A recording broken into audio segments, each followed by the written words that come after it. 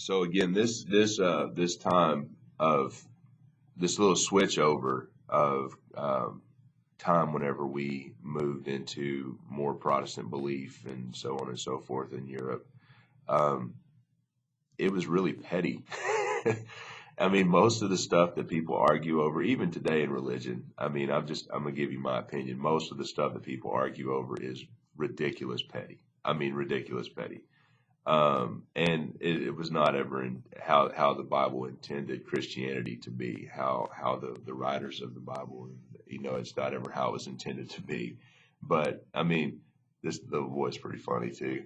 No, we can't get along because we argue over dumb stuff. So that's that's the long and short of it. We argue over dumb stuff. So no, we can't get along for whatever reason.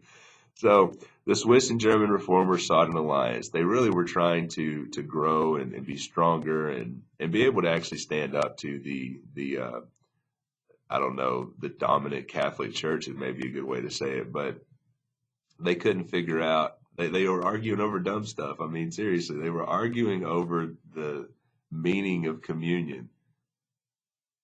The meaning of communion.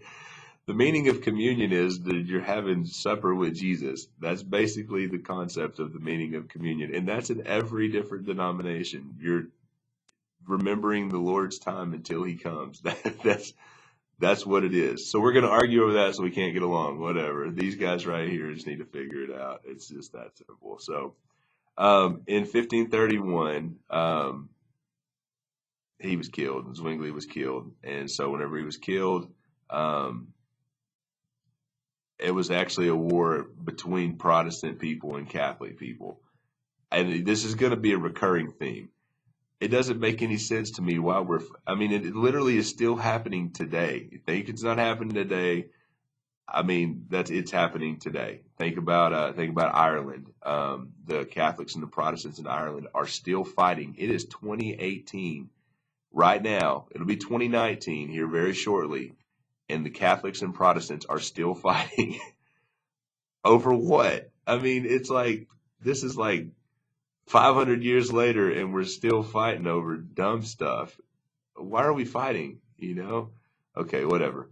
John Calvin assumed the leadership of Protestantism in Switzerland, and he's going to actually shift it into Calvinism. We're going to discuss what Calvinism is here in this next video, but Calvinism is basically, in its purest form, it's very much different than Lutheranism, and it's going to be another one of those splits. It's never going to come back because of church dogma. They're not ever going to be able to get along just because they can't get their junk straight. So